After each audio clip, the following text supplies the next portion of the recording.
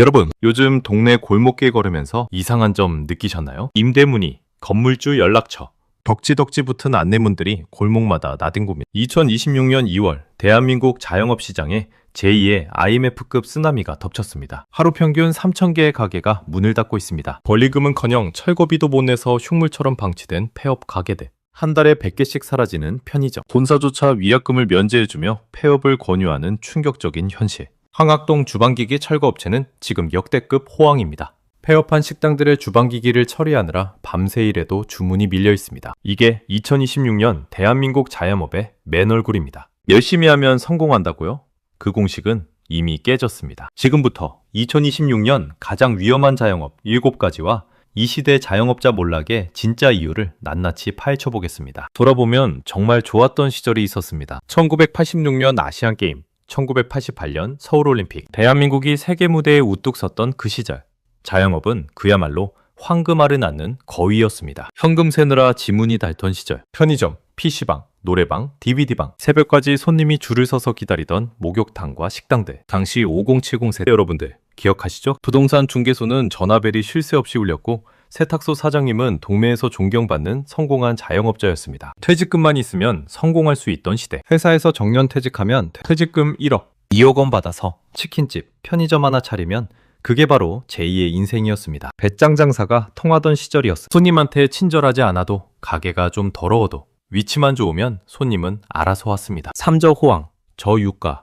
저금리, 저달러. 중산층이 폭발적으로 증가하던 그 시대. 아버지는 회사원, 어머니는 가게 운영. 그렇게 자식들 대학 보내고 집 한 채 마련하던 자영업이 희망이던 대한민국이었습니다. IMF 오기 전까지는 말이죠. 그때는 정말 믿었습니다. 외가게만 있으면 평생 먹고 산다고. 하지만 영원할 것 같던 그 시절에도 균열은 시작되고 있었습니다. 2010년 스마트폰이 등장했습니다. 처음엔 아무도 몰랐죠. 손바닥 안에 이 작은 기계가 자영업 생태계를 완전히 뒤엎을 줄은. 배달의 민족, 쿠팡이츠, 요기요. 외달앱 덕분에 매출이 늘었다고 좋아하던 초창. 하지만 그건 착각이었습니다. 매출은 늘었지만 손에 쥐는 돈은 오히려 줄어들었습니다. 중개수수료 9.8%, 광고비 별도, 배달비까지 감안하면 2만원짜리 음식을 팔면 6,500원이 사라졌습니다. 그리고 2020년대 중반부터 본격적인 지각 변동이 시작됩니다. 알리익스프레스, 테무, 쉬인, 중국발 초저가 C커머스의 공습, 동대문 도매시장이 텅텅 비기 시작했습니다. 1인 가구, 천만 시대. 2024년 대한민국 가구 형태의 판도가 완전히 바뀌었습니다. 더 이상 4인 가족이 기본이 아닙니다. 혼자 사는 사람들은 집에서 배달시켜 먹고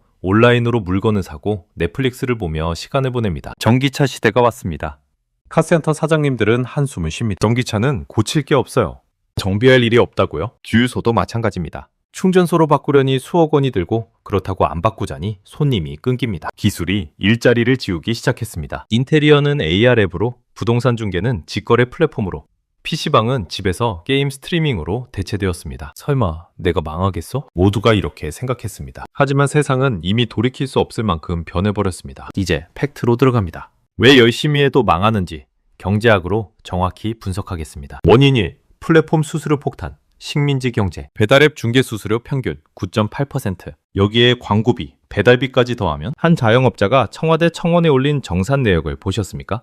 2만원 음식 팔아서 손에 쥔 돈은 겨우 15,500원. 플랫폼 없이는 손님이 안 오고 플랫폼을 쓰면 이익이 남지 않는 구조. 이게 바로 플랫폼 경제의 식민지화입니다. 원인이 최저임금 인상과 고정비 폭탄. 2026년 최저임금 시급 1,320원. 월급으로 환산하면 215만 6,870원입니다. 소상공인 10명 중 3명은 최저임금 인상 도저히 감당 못하겠다고 응답했습니다. 여기에 임대료, 원자재비, 전기세까지 동반 상승. 인건비 줄이려고 직원을 자르고 나홀로 사장이 되어도 결국 하루 12시간 일해서 월 100만 원도 못 버는 지경에 이릅니다. 통계청 자료를 보면 충격적입니다. 2025년 10월 기준 고용원 없는 자영업자가 전년 대비 11만 7천 명 감소했습니다. 직원을 내보내고 혼자 버티던 사장님들마저 더 이상 견디지 못하고 폐업하거나 알바로 돌아가고 있다는 뜻입니다. 원인 3. 자영업 과포화. 똑같은 가게가 너무 많다. 대한민국 자영업자 약 561만 명. OECD 국가 중 최고 수준인 23%입니다. 문제는 이 중 절반이 어디에 몰려 있느냐? 카페, 치킨집, 편의점, 미용실, 일반 음식점. 진입장벽이 낮은 업종에 모두가 몰립니다. 퇴직금 들고 차릴 수 있는 건 결국 다 똑같습니다. 그 결과는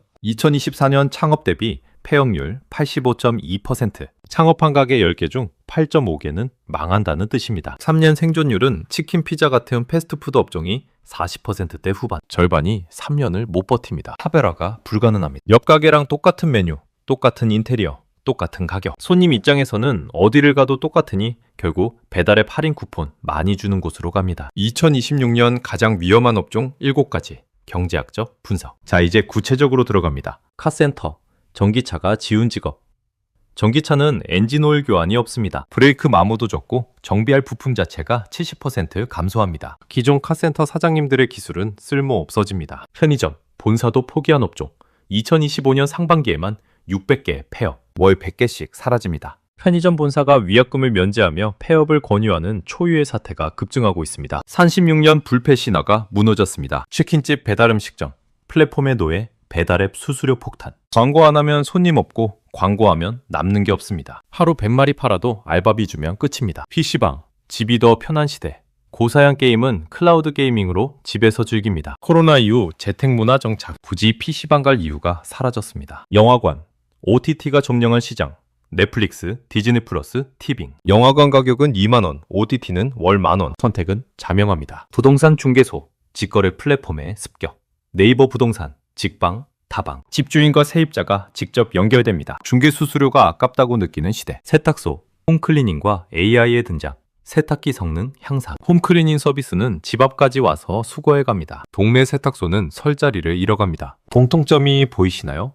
기술이 지우거나 플랫폼이 잡아먹거나 소비 습관이 바뀌어서 망합니다. 열심히 하지 않아서가 아닙니다. 구조가 바뀌어서 망합니다. 이론은 그렇다 치고 현장은 어떨까요? 실화를 하나 들려드리겠습니다. 도청 세무과 35년 경력의 59세 가장. 퇴직금 1억 9천만 원과 은행 대출 8천만 원. 총 2억 7천만 원을 들고 편의점을 차렸습니다. 2년 7개월 후 그는 1억 7천만 원을 잃었습니다. 남은 건 빚더미와 절망뿐. 지금 그는 세무서에서 1년에 4개월만 일하는 단기 알바로 생계를 이어가고 있습니다. 이자도 못 내는 좀비 자영업자. 2025년 2분기 기준 자영업자 대출 연체율 1.78%, 12년 만에 최고 수준입니다. 영업이익으로 대출이자조차 감당하지 못하는 한계 자영업자의 비중이 급증하고 있습니다. 코로나 시기 정부가 지원했던 대출 만기 연장과 상환 유예, 그게 2025년 하반기부터 단계적으로 종료되면서 수면 아래 숨어있던 부실이 터져나오고 있습니다. 권리금은커녕 철거비도 없습니다. 가게를 팔고 싶어도 살 사람이 없습니다. 부수고 싶어도 철거비가 없습니다. 그렇게 흉물처럼 방치된 폐업 가게들이 골목마다 시체처럼 쌓여갑니다. 세금 낼 돈도 없어요.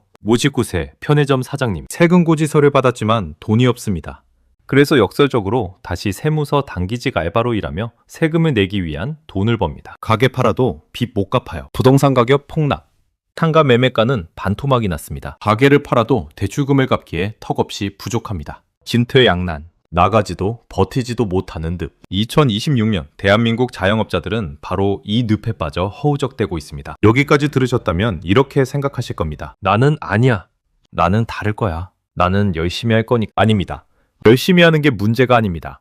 59세 편의점 사장님도 열심히 했습니다. 35년 공무원 생활하며 성실하게 살았고 편의점도 새벽부터 밤 10시까지 지켰습니다. 그런데 망했습니다. 왜? 구조를 이기지 못해서입니다. 여러분, 지금 퇴직금 쥐고 계시나요?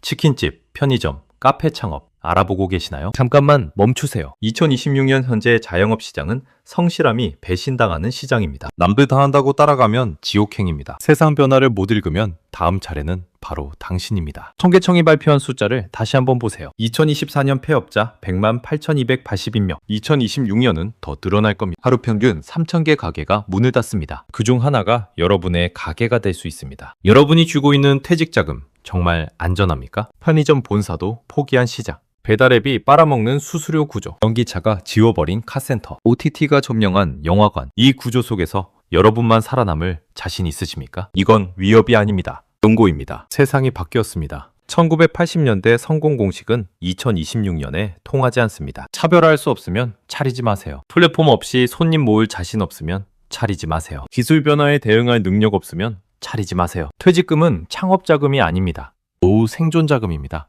한번 날리면 돌이킬 수 없습니다. 2026년 대한민국, 열심히 해도 망하는 시대가 왔습니다. 86 아시안게임, 88 올림픽의 열기 속에서 현금 세느라 지문이 닳던 그 시절은 끝났습니다. 자영업은 더 이상 안전한 피난처가 아닙니다. 하지만 절망만 이야기하려는 건 아닙니다. 변화를 읽는 자는 살아남습니다. 크리에이터형 자영업, 기업형 자영업, 남들과 다른 콘텐츠를 가진 자, 온라인 팬덤을 구축한 자, AI와 디지털 기술을 능숙하게 다루는 자, 이들은 오히려 기회를 잡고 있습니다. 하지만 그건 소수의 이야기입니다. 대다수는 여전히 낡은 공식을 붙잡고 퇴직금을 털어 똑같은 가게를 차립니다. 그리고 늪에 빠집니다. 영원한 것은 없습니다. 한때 황금 아래 나던 자영업도 이제는 생존을 위해 싸워야 하는 전쟁터가 되었습니다. 여러분의 선택이 여러분의 노후를 결정합니다. 구독과 좋아요 부탁드립니다. 여러분의 노후가 걸려 있습니다.